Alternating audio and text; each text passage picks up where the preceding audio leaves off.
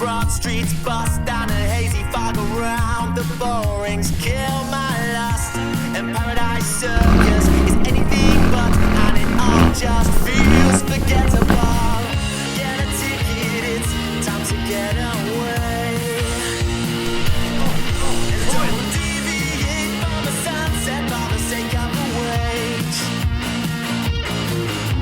Sundown sand waves on the rocks, then reality hits you like a jack in the box, where all the pretty people go to play. Hey guys, what's happening? Welcome back to the channel and another video. You join me here at Motech Performance UK. Nick and Mike are hard at work in the background on the M2 competition. I thought what I'd do just very quickly is just explain what I'm doing here at Motech, the work that Nick's carrying out on the car, and also why I decided to have it done, because it's something that I've mithered over for a while. I personally have always liked my cars very OEM. I don't mind modifying them, but I want those modifications to be subtle modifications. As you know, it's my daily. It goes about with me all over the country, and I cover a lot of miles in it, and it's important that the car remains comfortable, compliant, but then I can also take it on a track, on a driving holiday, and sort of get what I want from the car. When I originally picked up the M2 competition, it came with a warning. I had the M2 previous, the original car, the N55 denomination engine, and that car came with a exhaust that actually, as stock, I thought was pretty good. But one of the things that came through the new EU regulation on the exhausts, there was additional filters in the exhaust system. So what you get is you get this beautiful S55 lump in the M2 competition. Essentially, you can hear that working really well at the front of the car, and it sings. But what happens is by the time that sound comes out of the exhaust, it's been through 3 different layers of filter, which have completely strangled it. So it sounds okay with the valves open, but it still will overrun, but you have to really work it harder to listen for it. First port of call was a Remus exhaust. I've decided to go for the black tips. The reason I've gone for these is that they are the closest to what you get on the car as stock. They are exclusive to Motech, so if you want these tips, this is the place to come. They are real nice in the flesh. The sort of slice off angle, new Remus logo, and this will look very OEM, you know, slightly bigger than the ones that are on the car at the moment. And obviously when the sound comes out of those, you'll know about it. So yeah, looking forward to getting those on. The other thing that I wanted to have done was springs and spacers. Again, the car comes with obviously stock M Sport suspension on, it's definitely more compliant on the M2 competition than it was on the original M2, but I understand that's predominantly from chassis setup more so than the spring itself.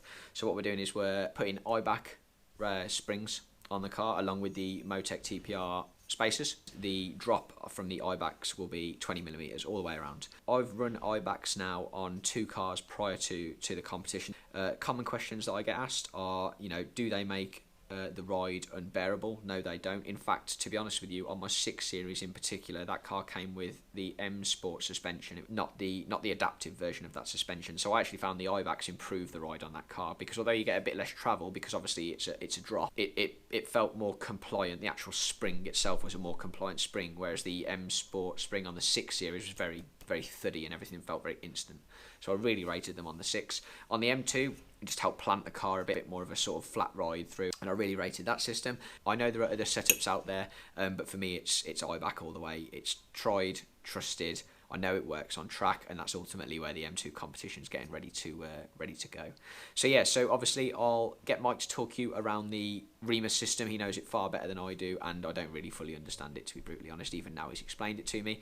And yeah, let's have a look at both the process and the end result. I will see you guys soon. So you join us here in the Motech showroom. I've got Mike conducting his social distancing. Mike's going to talk us through the Remus Axle system that is going on to the M2 competition and show us how that operates just before we get under the car and have a look. So this is the Remus M2 competition race system. They do 2. This is by far the most popular one.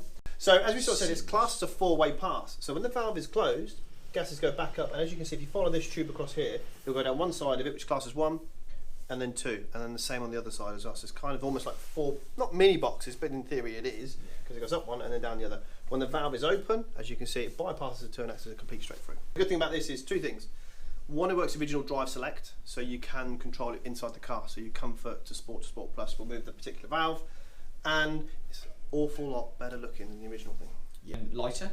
Yeah, it will be lighter. lighter. Yeah, I think it's something about 4.5, 5 kilograms lighter. Okay, so yeah, that's one thing. Whether you can notice that on the road car, I don't necessarily know, but it all helps. It's all a bit of a bonus. The debate that we've had sort of off camera is sort of which tips you go for. So these ones are the chromes. This would look very much like the original M2 almost. That's correct. That's why it's quite popular on the original M2. As you probably Right, remember, on my M2, I ran the chrome because it was an earlier car. I wanted to keep the chrome theme. Yeah. Competition, we tend to do the black ones. There are no exclusive gloss black tailpipes, which I think you've gone for as well. Which is what we're going to have. I think if you look at the M2 at the moment, I think that's probably the closest, most OEM, in that it just looks like a bigger version of what's already there without said cow udder. Right, okay, so Mike's just very quickly going to walk us through, while we've got the car up, where the Remus is installed. So on the axle back system that we're running right now, we're going to go from about here, we'll put one cut here and the other cut here. So you can see the two sort of big rugby ball sort of shape. Can you see those? Yes. They're the Opf filters. Okay, so they have to stay no matter what. That's correct, yeah. You won't pass emissions tests and have an EML light on the dashboard if you to remove those. You can offer a res delete system here as well. You still run the Opf filters and remove that.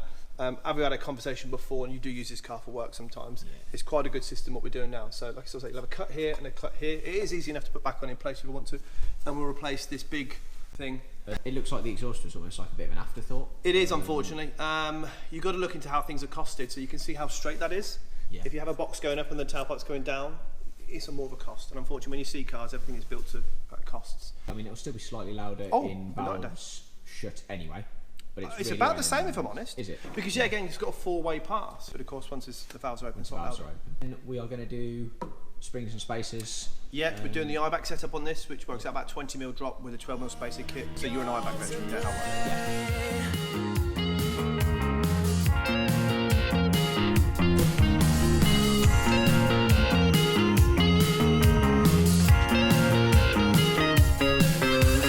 5 days in and no nights off.